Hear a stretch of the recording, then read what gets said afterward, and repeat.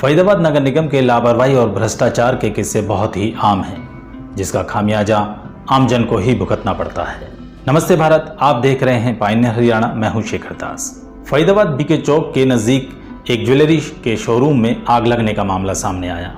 अच्छी बात यह रही कि मौके पर समय से फायर ब्रिगेड और पुलिस प्रशासन पहुंच गए थे।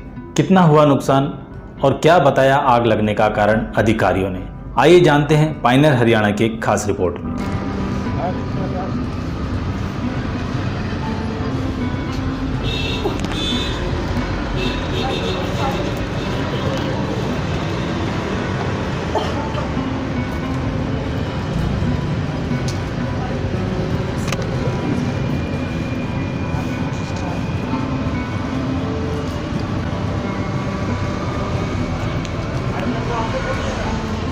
सर, आग लगने का मामला सामने आया है, क्या कोई किसी तरह का नुकसान है, क्या है पूरी जानकारी?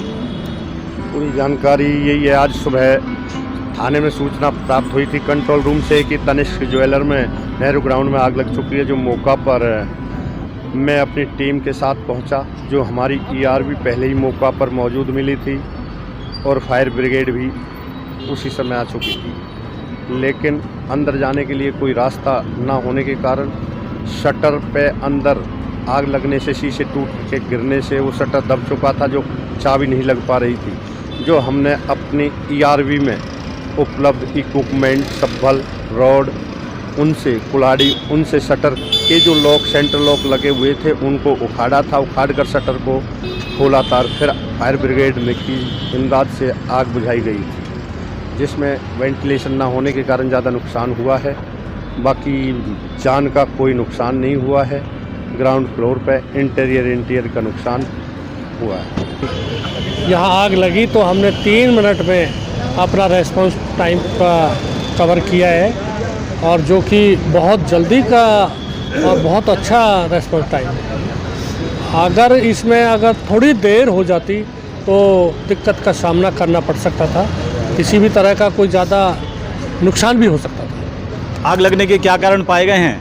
आग लगने का एक तो देखिए, मुझे लग रहा है अभी इसमें वेंटिलेशन का कोई सुविधा नहीं थी, शटर लगा हुआ था वैसे, और हमारे लोगों ने बेसमेंट में जाके उसको गेट को खोलने के लिए बोला था, तो वहाँ थोड़ी सी 1-2 मिनट हमारी खप की थी, और इस तरह का जो भी नुकसान थोड़ा बहुत हुआ भी है, तो ये भी नुकसान नहीं होना था।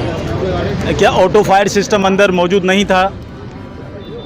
हाँ, ये देखने की बात है कि कोई ऐसा सिस्टम इनके पास नहीं था कि जो आग पे काबू पाया जाए। एक तो दूसरी बात तो ये कि इसके शटर डाउन था, और कोई चलाने वाला अगर होता तो इसमें तो जो फायर है इसको काफ़ी कंट्रोल किया जा सकता था। सर, शहर में दुकानें और मॉलों में फायर ब्रिगेड विभाग के द्वारा एनओसी की जाती है, क्या है इसकी प्रक्रिया और किस तरीके से आप करते हैं? देखिए, एनओसी की जो प्रक्रिया है, अभी हमारे रूल में एक अमेंडमेंट किया गया है, जिसका कवर्ड एरिया 500 स्क्वायर मीटर है, या हाइट 9 मीटर से अधिक है, या फिर जिस बिल्डिंग में जिस ऑक्यूपेंसी में 2 बेसमेंट हैं वो एनओसी के लिए एलिजिबल हैं।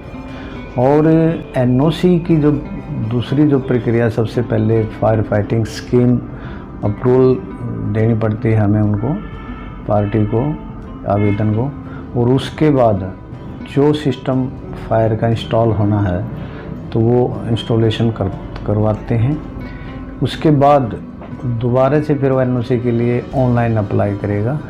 फिर हम विजिट करते हैं, फोटोग्राफी लेते हैं, फ़ोटो लेते हैं, और उसके बाद सारी रिपोर्ट करवा के और एनओसी जारी कर देते हैं। इसको मैं सीधे एक आम आदमी की भाषा में अगर समझना चाहूँ, पूछना ये चाह रहा हूँ कि एक दुकान है और उसमें कुछ इस तरीके का सामान है, कपड़े का है या कुछ भी है जो ज्वलनशील है, या दुकान में अन्य वस्तु भी ऐसी होती हैं जो कहीं ना कहीं आग लगने की चांस होते हैं, तो उस दुकानदार को एनओसी किस तरीके से वो आपसे संपर्क करे, और एनओसी से उसका क्या मतलब रहेगा, उसे किस तरीके की व्यवस्था बना के रखनी होगी अपनी दुकान के लिए?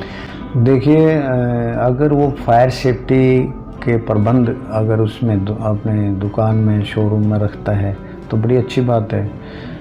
अनहोनी का कोई पता नहीं, कभी भी घट सकती है, बट अगर कोई आग बुझाने का अल्टरनेट उसके पास है तो स्टार्टिंग में आग जो है छोटी होती है, और जो उसके पास साधन है जैसे फायर एक्सटिंग्विशर है या रेत की बाल्टी है या फिर पानी का कोई सोर्स है उसके पास, तो अच्छी बात है।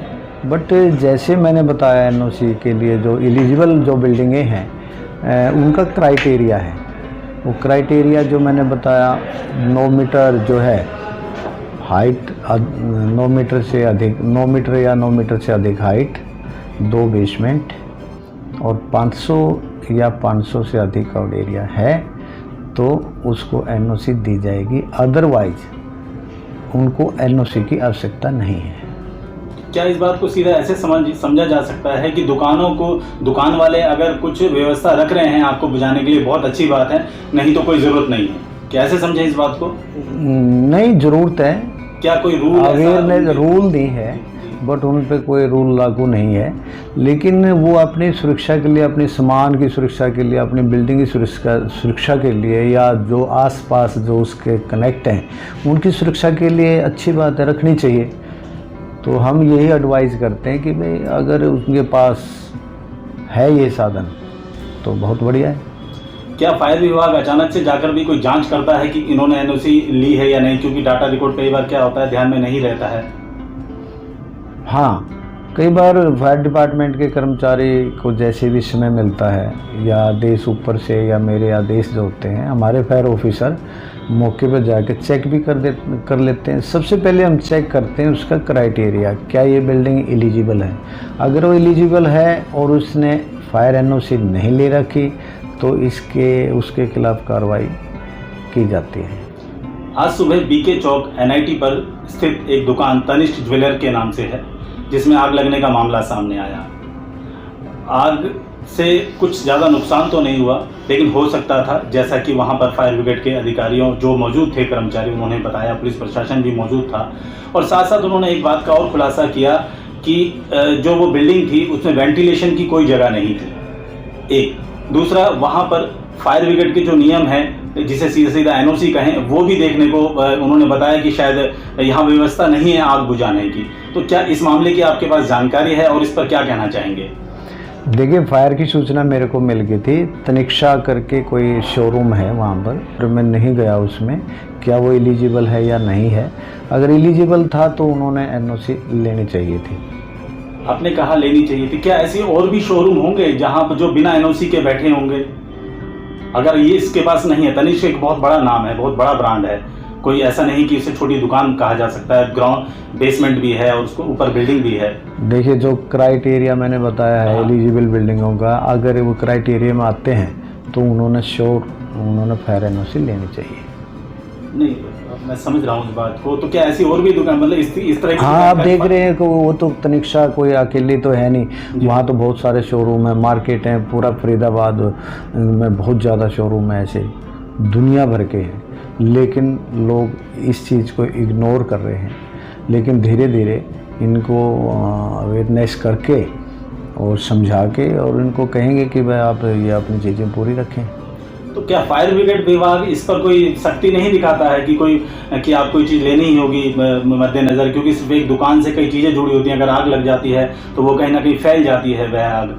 तो इन दुकानों पर एक तरीके से कहेंगे कि अगर आम आदमी की भाषा में छापा नहीं मार दी कि इस तरीके से जांच की जाएगी, जैसे तनिष्क जैसी और भी दुकानें हैं जहाँ पे इन्होंने एनओसी ले ही ना रखी हो, कोई कार्रवाई नहीं की जाती?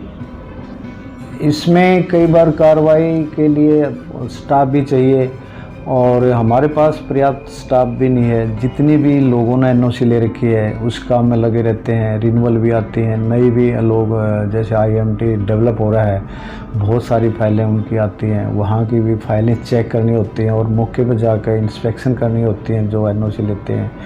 और बहुत कम समय मिलता है हमारे को, हम वीआईपी मोमेंट में भी ड्यूटियाँ लगी रहती हैं और जो एग्ज़ाम होते हैं बच्चों के या किसी उसके यूपीएससी के, तो उसमें भी ड्यूटियाँ लगी रहती हैं। तो फायर ब्रिगेड मतलब बिजी रहता है हर समय, कभी भी खाली नहीं रहते। फिर इतना बड़ा जो एरिया है फरीदाबाद का, मैं समझता हूँ तो लेनी चाहिए सभी ने, लेकिन हम 1 बाय 1 जाके मार्केटों में जाके कह देते हैं, लेकिन अभी तक कोई कार्रवाई बहुत ही कम की गई है। राष्ट्रीय समाचार पत्र पायनियर हरियाणा पढ़ने के लिए डाउनलोड करें हमारी वेबसाइट पर प्रकाशित ई-पेपर। दिन भर की छोटी बड़ी खबरें देखने के लिए सब्सक्राइब करें हमारे YouTube चैनल को। वीडियो को लाइक, शेयर और कमेंट करना ना भूलें।